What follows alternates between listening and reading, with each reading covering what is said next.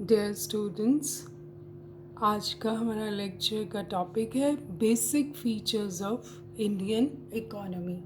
भारतीय अर्थव्यवस्था के आधारभूत लक्षण।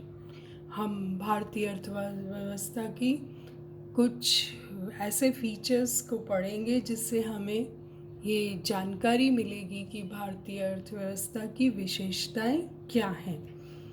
सबसे पहले तो मैं आपको बताऊं कि India is one of the fastest growing largest economies in the world, और ये एक ग्रो कर रही है 7% की रेट से for the last 25 years. Last 25 years जो 20-25 साल से इसकी जो वृद्धि दर है वो लगभग 7% के से बढ़ रही है।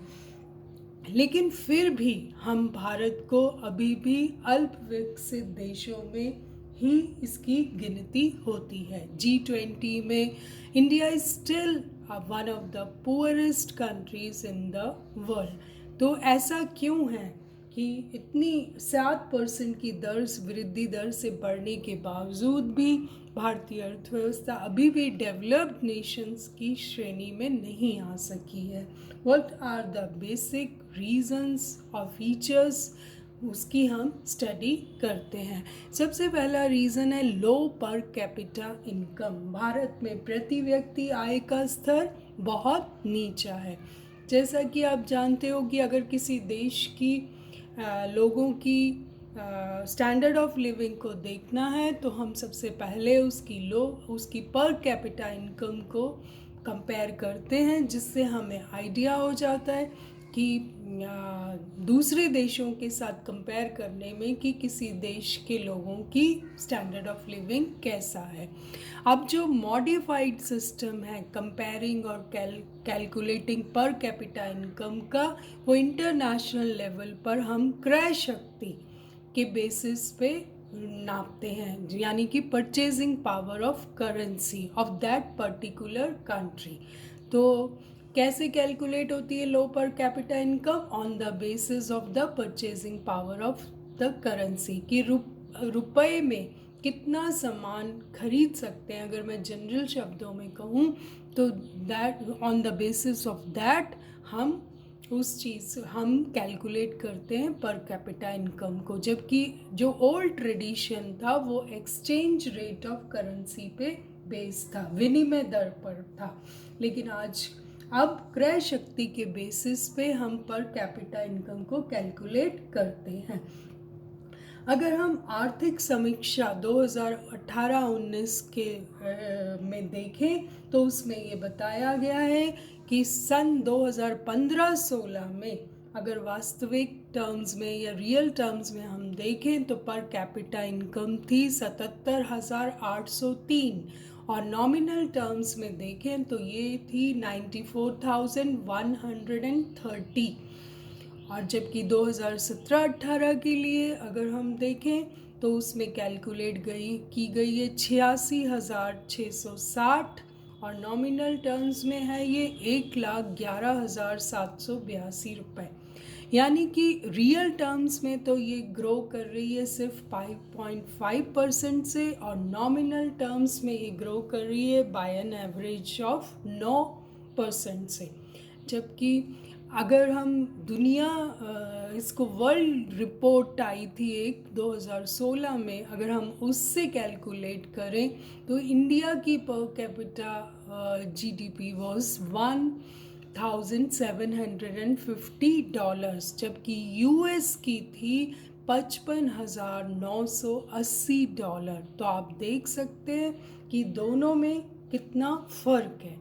हम ये जो थी ये 131st, यानी कि हम इतने पीछे थे अमेरिका से। अमेरिका की जो प्रति व्यक्ति आय थी और भारत की जो प्रति व्यक्ति आय थी उसमें बहुत ज़्यादा डिफरेंस था।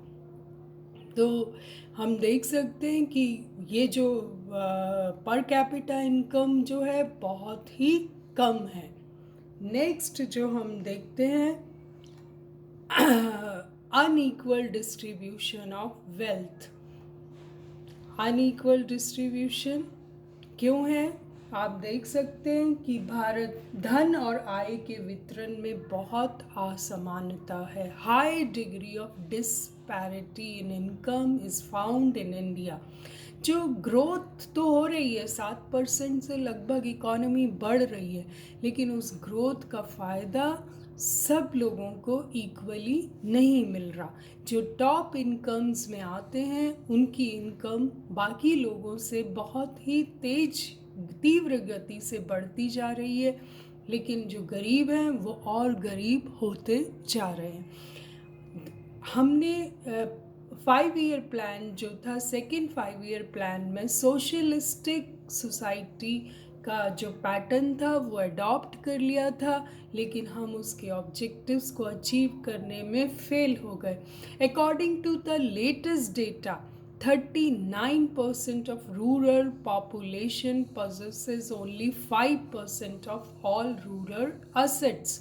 लगभग हम देखें तो 40% जो रूरल पॉपुलेशन है उसके पास सिर्फ 5% रूरल असेट्स हैं, जबकि दूसरी तरफ जो टॉप हाउस होल्ड्स हैं, जो टॉप परिवार हैं, जो रिचेस्ट फैमिलीज़ हैं 8%, उनके पास 46% रूरल असेट्स हैं। यानी कि वो उनके पास मालिकाना हक है 46% रूरल असेट्स का। तो इसी से क्लियर हो जाता है कि बेनिफिट्स ऑफ जो ग्रोथ हैं वो सभी में समान रूप से वितरित नहीं हुए हैं।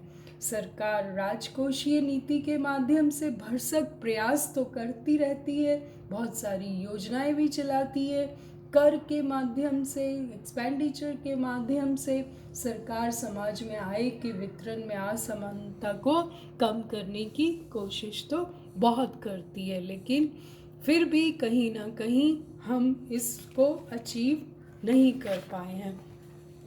नेक्स्ट जो फीचर है वो है प्रीडोमिनेंस ऑफ एग्रीकल्चर, यानी कि कृषि की प्रधानता एवं कृषि पर जनसंख्या का अत्यधिक दबाव।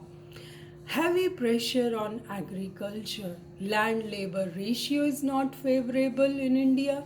Per capita land availability is very low, and on the contrary, labor use per hectare is very high in India.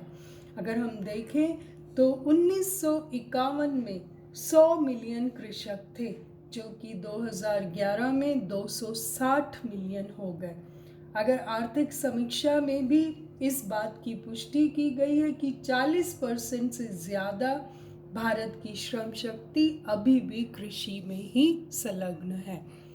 तो डायरेक्टली संलग्न है, और भी बहुत सारे कृषि से जुड़े हुए जो ऑक्यूपेशंस हैं उसमें भी लोग काम करते हैं, लेकिन इतने सालों के बाद भी हम देखते हैं कि आज भी जो प्रेशर है वो एग्रीकल्चर पर बहुत ज़्यादा है। जबकि 1950 में share of agriculture in GVA was 56%। I repeat, in 1950 56% of share of agriculture in GVA. लेकिन अब 2011 में अगर हम देखें तो ये शेयर घटकर सिर्फ 13.9% रह गया, जो 16-17 में तो 17.4% है। तो ये डिक्लाइनिंग शेयर है, जबकि प्रेशर एग्रीकल्चर पर वही है, लेकिन शेयर जो है जीवीए में कितना शेयर कर रहा है वो ग्रोथ में, जीडीपी में, वो शेयर जो है वो बहुत ही कम है। जबकि बहुत लोगों को एम्प्लॉयमेंट भी देता है, लाइवलीहुड देता है, फूड सिक्योरिटी देता है। In spite of that the share of agriculture is declining. The growth target of 4% was fixed for agriculture in 2015-16 और 16-17 में ये 4.9% of growth rate was achieved. Actually target था 15-16 में। नॉर्मली हम 4% का टारगेट रखते हैं, 16-17 में ये 4.9% का ग्रोथ रेट रहा, जबकि 15-16 में इट वॉज ओनली 1.2%। तो ऐसा क्यों है कि जनसंख्या का अधिकतम भाग खेती में लगकर भी कृषिगत उत्पादन में वृद्धि नहीं कर पाया, कृषि के पिछड़ेपन के लिए अनेक कारण हैं। कृषि के यंत्रों की कमी, उत्तम खाद, बीज, सिंचाई के साधन इत्यादि। ये हम डिटेल में नेक्स्ट चैप्टर में पढ़ेंगे। नेक्स्ट रीज़न लेते हैं हम, over population. India is of course over populated. क्या आप जानते हैं कि 1951 में भारत की पॉपुलेशन जस्ट 36 करोड़ थी, and according to 2011 census it crossed 121 crore. तो आप अंदाज़ा लगा सकते हैं कि ये अब हर 10 साल में भारत की जनसंख्या 24%, लगभग 24% बढ़ जाती है, वृद्धि हो जाती है। जनसंख्या में प्रति वर्ष लगभग 1.81 करोड़ लोग जुड़ जाते हैं, और भारत में विश्व की 17.7% जनसंख्या निवास करती है। जबकि भारत के पास भूमि कितनी है? सिर्फ 2.42% वर्ल्ड की, और हमारे पास जनसंख्या कितनी है? 130 करोड़ व्यक्ति हमारे यहाँ निवास करते हैं। अगर हम आर्थिक समीक्षा 2018-19 को देखें तो उसमें ये बताया गया है कि अब कई राज्यों में जनसंख्या वृद्धि दर में काफ़ी गिरावट आई है। अगर हम लेटेस्ट अपडेट देखें तो उसमें हम देख रहे हैं कि काफ़ी गिरावट आई है। TFR जो 1984 में 4.5 थी, अब 2016 में 2.3 हो गई है। भारत में अगले 2 दशक में जनसंख्या वृद्धि में अब गिरावट रहेगी, लेकिन आर्थिक समीक्षा ये भी कहती है कि श्रम शक्ति में आने वाले वक्त में बहुत वृद्धि होने वाली है। तो हम देख सकते हैं कि जो ये गिरावट आ रही है, इसका मतलब कि भारत जो है, India has entered the next stage of demographic transition with population growth set to slow in next 2 decades, along with the significant increase in the share of working age population, और इसको हम कहते हैं डेमोग्राफिक डिविडेंड फेज।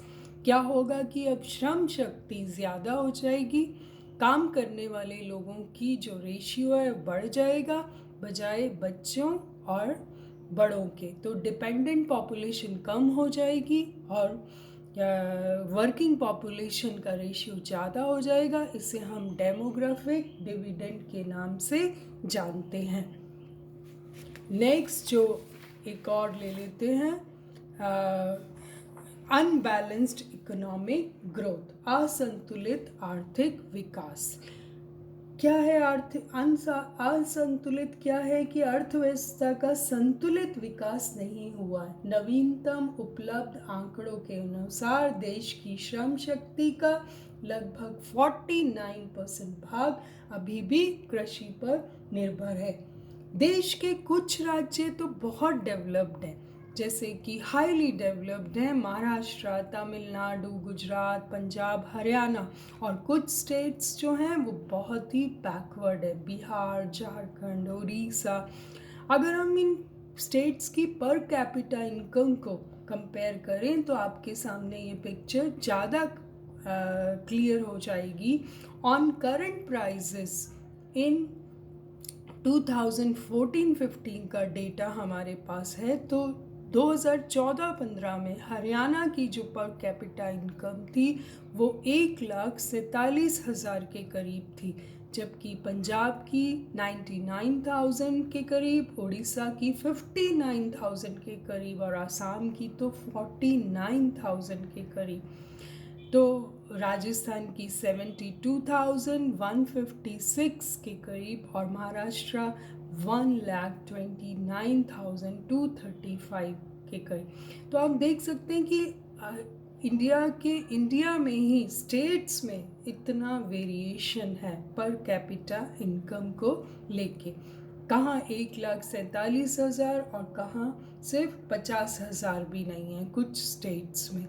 तो हम देखते हैं कि इस तरह से असंतुलित आर्थिक विकास भी भारत की इकोनॉमी का एक मेजर फीचर है। नेक्स्ट फीचर्स हम नेक्स्ट लेक्चर में कवर करेंगे।